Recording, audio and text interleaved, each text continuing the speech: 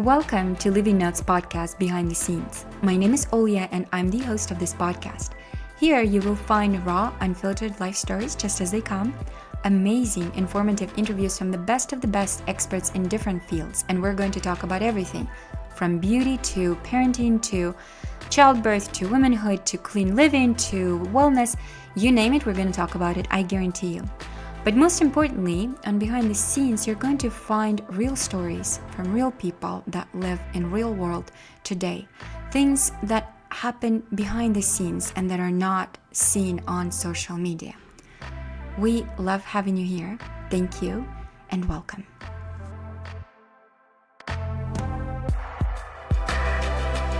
Thank you for tuning in to the Living Notes podcast. Today we share an intimate conversation with Ariane Goldman, the founder of Hatch Collection. You'll hear the inspiration that helped to launch a brand that is truly changing the way women approach pregnancy, style, and how to feel beautiful at any time. We hope you enjoy, and now we'll join the conversation. Wonderful. Well, first of all, thank you so much for agreeing to be a part of our podcast. I'm a very long-term fan. I actually discovered your collection way back when I was pregnant with my fifth in 2011. So, wow. Yeah, it was right about the time when you launched. So yeah, early. Yeah, early on. There were only 12 pieces then, and I still have the shirt. I still have the dress. I still have the blazer. So, I mean, I absolutely love them. Oh, it's amazing to hear. So thank you again. It's a pleasure having you here. And I want to talk a little bit about how Hatch started and then how that connected to motherhood and career, etc. But let's cover Hatch a little bit. So for those listeners and readers that don't know what Hatch is, it's your not really maternity collection. It's a maternity line. It's the clothing line that can be fit for maternity and nursing. It's nursing friendly. It's not necessarily nursing clothes, but definitely nursing friendly. And the concept. Can you talk a little bit about that? Yeah, absolutely. As a mom and a woman, when I was pregnant with my first daughter, Charlie, about 8.5 years ago, I was lonely and I was excited. And I was nervous, but wanted to celebrate the fact that there was something growing in my body. And I was looking for a friend and a brand and someone on the other side of the universe, whether on the website or somewhere I could go in person, that understood the journey that I was about to embark in. And I was astonished after searching that I couldn't find anything or anyone that was talking to me. And I really wanted to spend money and invest in things that made me feel special and beautiful during this time. And all I saw was kind of these disposable options that just really weren't hitting the mark. I mean, it was just, it was terrible. bad. It was bad. It was not like it was my fifth child when I discovered it with, and I tried the maternity wear before and I just thought, man, I was just gonna wear my regular stuff and put rubber bands and make it work somehow. Exactly. And listen, there's always Band-Aids and things that we can do to get by. But at a moment like this, I didn't want to get by. I wanted to be spoken to and I wanted to be part of something that was celebrating and excited with me. And so I started Hatch, as you said earlier, with 12 key pieces that would just make life easier and that we can invest in as women and really, buy things that celebrated our bodies and our lifestyle and made us happy. And we could wear again throughout any journey in life, whether it was a baby in our belly or a steak, at a great dinner. So the idea is that in all of our pieces, we're not really kind of putting constraints on that make these pieces a finite purchase. It's really something that can expand with you and stay with you in your closet as you just kind of mature into motherhood and just being a woman. 20% of our clients right now aren't pregnant, and they just happen to really love what we provide because it's just easy, chic dressing that fits on all different types of bodies. Yeah, and it's great fitting clothes. Your slip dresses is what I wear to events all the time. So the silk slip dress. It's before, during, and after clothing concept, and rather than maternity wear, which I find so groundbreaking because apart from the time that it is a special time and you do want to feel beautiful more than ever when you're pregnant. And while you do feel, I feel like for me, it was the time when I did feel just happy with my body in many cases, but it was also a struggle to fit. But again, like as many people, I did not really feel justified to necessarily buy a whole new wardrobe. So the fact that I can wear it before, during, and after, conceal the pregnancy if I want to. If I don't want it to be seen, that's also a huge benefit, because it's the regular clothing that doesn't necessarily scream you're pregnant. So that definitely was a huge groundbreaking concept that you've created. How do you Oh, feel I like, appreciate it. was the Hatch a baby because you were, did you feel like the motherhood influenced the direction the Hatch has moved to as a brand? Or was it more that your style was influenced by what you were creating in Hatch? I think my intention when I began the brand, when I started, was just to kind of give solutions to women like myself looking for something to make this experience a little bit easier. What happened once I actually came to market and launched has been such a remarkable learning for me, and something I didn't realize the power of. But by bringing women together and being this brand that they can trust, I've also been able to like become kind of a home base for women looking for not only solution-based product, but for information and education. And so motherhood has like truly not only my own journey with motherhood, but the mothers around me and part of our audience and community has really driven this brand in places that I didn't anticipate as the founder. And now I am completely obsessed and overwhelmed with the contribution that motherhood is like talking to us and telling us what we need to develop, as well as what what these moms and women are looking for from us from an education standpoint, as well as a product standpoint. So we recently launched Beauty last year, again, Yes. along the same philosophy, kind of thinking through the 8 common issues that women face during pregnancy and how do we solve those with really wonderful, safe, non-toxic products. And so Yeah, our it's not first, just beauty, it's green beauty, which is very important. especially in this space, for sure. So really listening to what women are doing, where they're confused by their best friend's recommendations versus the blogs that they're reading versus doctors' recommendations. How can they kind of make sense of all this information that's at our fingertips right now? And who can they Exactly. go to for like a curated kind of selection? And that's what, that's where Hatch has evolved to and become, which is really cool. Yeah, couldn't agree more. So before you stepped on the path of Hatch, you were extremely successful. You had a very extremely successful career. Prior to that, you had a different business. Do you feel like motherhood, it's a speed bump in the career, or is it a boost of inspiration? Because there's so many controversies. Yes. It's funny. I was just talking to my husband about it last night. I think motherhood, well, in my case, motherhood inspired me to be on the journey that like is kind of my calling. I've always been Mm-hmm. entrepreneurial. I've always been a hard worker, but in my, in being pregnant with Charlie, that kind of spawned the beginning of this next chapter that is the most exciting of my life. So it really, for me, was a huge boost of inspiration and influence. It doesn't come without the pain points, though.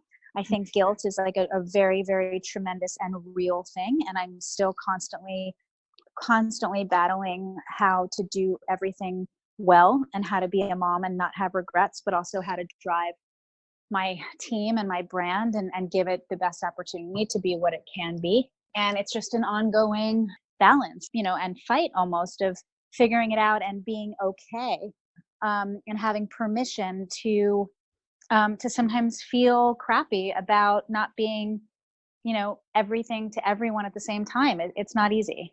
But I don't have any regrets. It's not always easy. It's not always easy. What are your biggest challenges that you face, and how do you overcome them as a working mom? Oh man. So I'll start with what we just talked about, which is guilt. Yeah. So one of my biggest areas is just I feel like I'm missing out on some time with my kids that I know is fleeting and I can't get back. So how I'm trying to overcome it, knowing how powerful that feeling can be and how crappy it can make me feel, is really just working with my team to carve out specific days of the week where I'm allowed I'm allowed to go pick up my daughter from school, and I'm allowed to go home a bit early so I can make sure I'm, making dinner or sitting with them at the dinner table. At work, some of my challenges are just managing people. I'm a creative kind of go-getter, and Mhm. managing people and all these wonderful people who are coming into the office every day and driving the brand and giving themselves to this growth is just fantastic, and trying to be the leader that they need me to be while balancing all the pressures of growing a business and the P&L and the costs and the and all that stuff. So just trying to figure out how I can set a good example while sometimes, like, really growing and figuring stuff out along the way. Yeah, and we are figuring it out along the way too. I'm sure there's a lot of women who are going to be listening and are listening to this podcast right now because I face the same. It's the same guilt. It's the same. Do I give enough? It's the same. How do I inspire enough? How do I drive enough? How do we move forward nonstop without sacrificing? It's a never-ending balance. And I guess the biggest markers that we can look for is the progress at work and happy kids at home. What do you think, as far as being a woman entrepreneur, what are the biggest challenges you encounter? How do you deal with them? Biggest obstacles that you faced? I've been quite fortunate in this last kind of 5-7 years. The rise and the shine of, female power has been on my side from a timing standpoint. I think not having to navigate a man's world and kind of doing, going along a bureaucracy that's led by men and kind of carving this out my own way has been helpful, because a lot of the stuff in the marketplace that's happening right now, I'm just not privy to, because I'm writing my own rules for my team. And I manage 28 amazing, extraordinary women. It's not a mandate at Hatch, but we are all women here, which is pretty cool. And just kind of the community and the friendships I've made with other female entrepreneurs has been incredibly empowering. And we really look out for each other in a way, just through honesty and openness, that I'm not sure was the case 10, 15 years ago. There's a real platform now for us to unite and meet each other, which is just getting richer and richer, which is fantastic. One of the biggest obstacles that I faced so far here is when I was pregnant with my second daughter, Georgie, I decided to fundraise and get a little air under my wings for the brand and raise a little money. And at the time I didn't have a COO, and I kind of went at it by myself, and it was too much for me. And kind of, I went through a 3-month process where I was doing the song and dance, and I was meeting with mostly male driven firms and talking, and I was exhausted. I was emotional. And I was also trying to run the company and be a mom to my oldest, Charlie. And so I had to pause, and I kind of put that whole process on hold until I had Georgie and really could kind of align my team so that I was equipped to kind of get ready for the full-time job that fundraising can be. So that was a big learning for me. Did you feel like it was you personally that you were exhausted? It was just too much to take on, or was it like resentment that you faced from the male-driven side of the business? The stigma of meeting with men wasn't so, there weren't too many barriers there. I think it was a lot easier for the men that I met with whose wives already loved Hatch. So when their wives tell them that they love something, they tend to get it a little quicker than me having to kind of explain it from the beginning. But that's just the nature of the game. And quite frankly, that world happens to be very male driven, or it was 5 years ago. I think it's opening up to a lot more women now, but it's just kind of the nature of the game. And when you have a good idea and you have numbers to prove that it's that the concept is working, I think it doesn't matter whether it's men or women. I was just exhausted, and I was taking too much on, and I needed to just pause and allow myself to prioritize. Oh, absolutely. Having a baby is no easy feat. I mean, it's just pregnancy alone. It's an extremely challenging time, and having a baby already. So it's just props to you. How do you balance kids, family, and a very successful business? So what would be your personal life hack that helps to keep it all together? A Kettle One martini straight up with extra onions. That's always a solution. That's what I got. Honestly, I'm no role model. I make sure, and I check in with myself, almost daily, to make sure that I'm still inspired, because there's just so much going on that inspiration is kind of, when I think about life as a whole, and as I get older, and what I want my imprint to be, both with my family, but also just in the mirror when I'm looking at myself.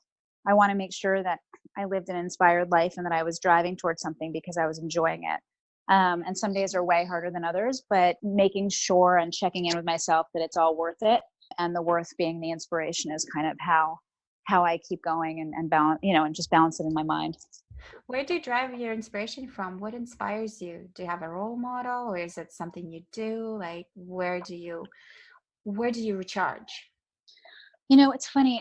Travel to me, other cultures, textures, colors, senses, anything that I can do to just kind of absorb more and more. And usually that's in the form of different cultures. But I so desperately want to leave New York, but I just can't because I'm bored everywhere else I go, because I can't get, I can't here. I can leave my apartment and I can window shop and I can peruse and I can kind of get a taste of different things at my fingertips and get inspiration from kind of people on the street, or how someone's dressing their window, or what the new restaurant's branding looks like. There's always something that I can make something of and kind of think through and just see these different colors and textures. And so, every day I'm just searching for it. And I just think I need to be around kind of variance and a taste of lots of things, not just one.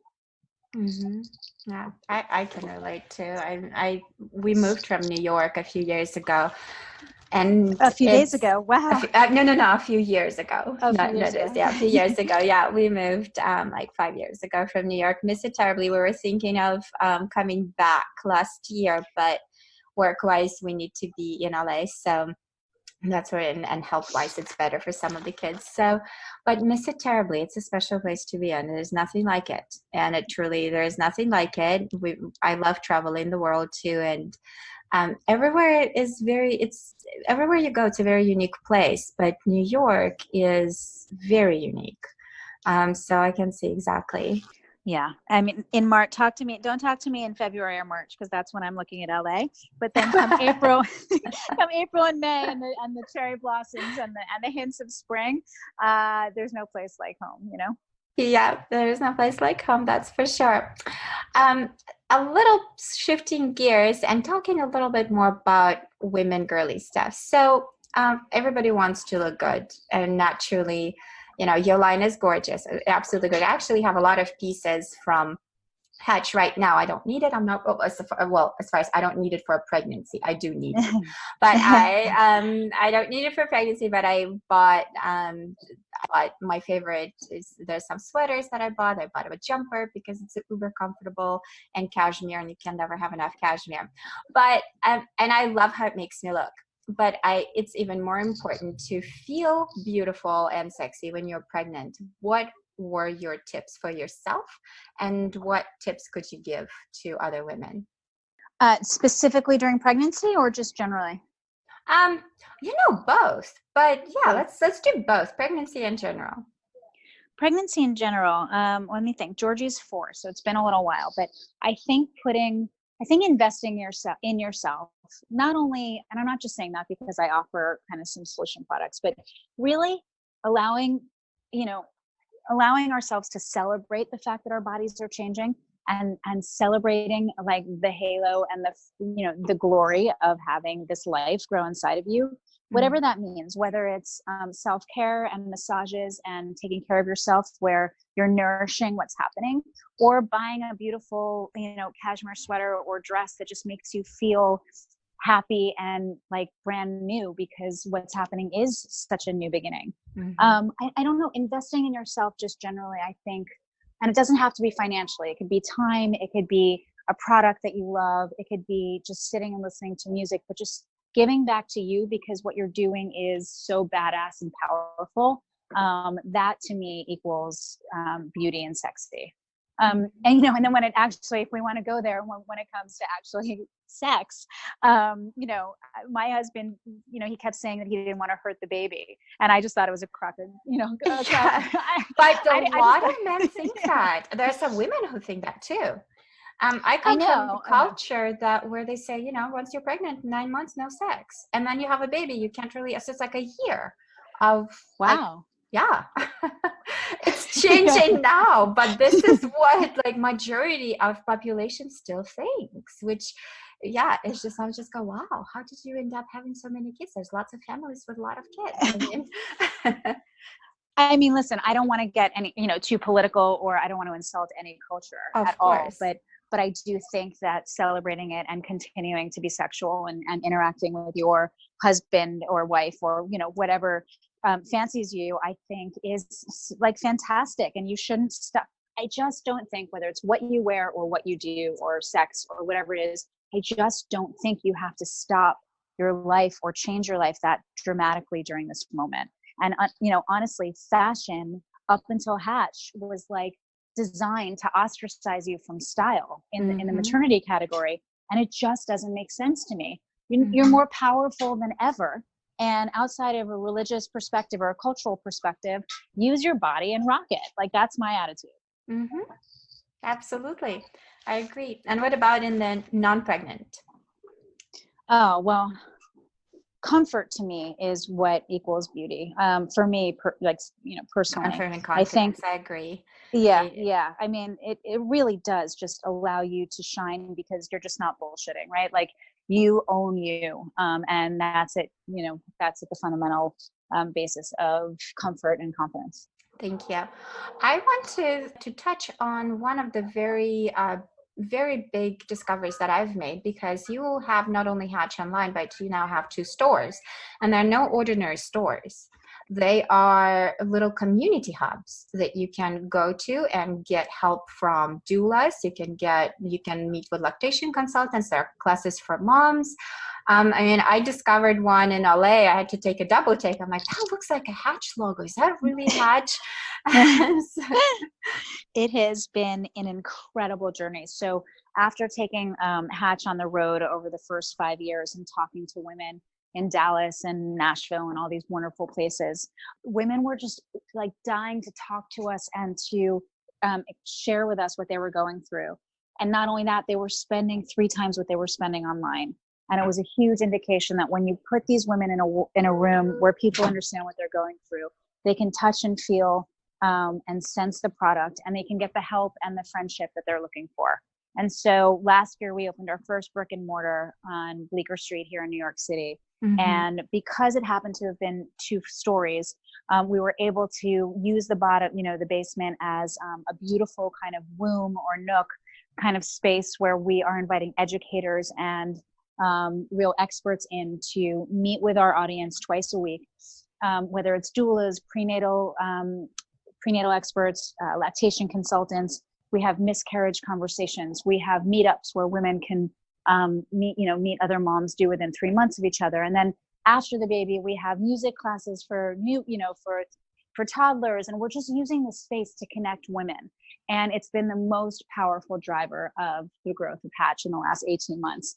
We then, on the success of New York, we launched the Brentwood store, which I guess you went to, which I'm so happy about. Yeah, many times. That's where I bought my stuff too. I'm so happy. So that's in Brentwood, Los Angeles. And it's been another beautiful success where we can unite and bring the amazing community of women who are already connecting with these women, and let them use our store as a meeting place. So it's just so much more than a shopping experience. Whether or not women walk out with a shopping bag after these events, I don't care, as long as they have a smile on their face and they know that we've got their back. And so on the tails of what's happening with community in Hatch, we're planning on opening about 6 more stores in the next 3 years to kind of foster this kind of 360 experience in kind of the major markets that'll have us. Where are you planning to open? Is it US? Is it outside of the US? Are there hopes for outside of the US?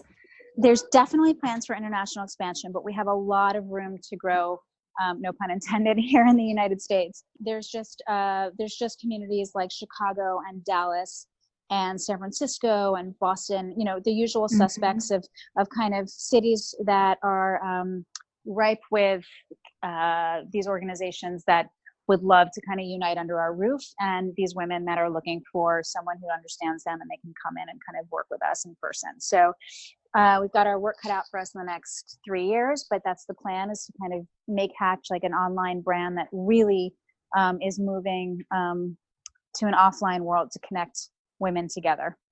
Oh, that's so beautiful. I absolutely love it. That's what we stand for. That's how Living Notes started, is to connect women, to help, to offer the support that we all need. Because no matter how many friends you have, there is always a moment where you need support from someone else, and to have a place where you can go and you know that you will receive what you need. I mean, that's worth more than any money in the world can buy. 100%. What would you leave our readers and listeners with today? What would you say to a woman? Great question. When I started Hatch, it was about pregnancy, and now it's about so much more. It's about the journey. So even when you're thinking about having a child, and when you're struggling to have one, and potentially just the roadblocks, I miscarried twice, in between each of my children. There are so many things that are taboo to talk about. And I guess what I would leave with is that you're not alone, and it's okay. And we've got your back, and there's other people out there going through the same things. So whether it's a miscarriage, or it's a kid that, doesn't stop crying, or it's a pregnancy or bed rest, like, you're not alone. We're all in this together, and it's going to be okay. Or sometimes it's just, everything is okay, but it's just hard. There are those days where everything seems to be perfect, where, you look at your life and you should be all grateful, but it's just hard to keep it. So yeah, to have someone who has your back, that means the world. Thank you so much, Adrienne. Thank you. It has been a pleasure and wonderful time to get to know you more, and more about Hatch and what you do and what lays at the core of it all. Where can our listeners find you? Sure. So we are online at hatchcollection.com. We're on Instagram at hatchgal. And we have brick and mortar wonderful community locations on Bleecker Street in New York City, and across from the Brentwood Country Mart in Los Angeles, with more to come soon. Wonderful. Thank you so much again. Thank you. Take care. Okay, Bye-bye. have a great day. Thank you for tuning in. You can find Living Notes on Instagram at Living Notes, and on the web at www.living-notes.com.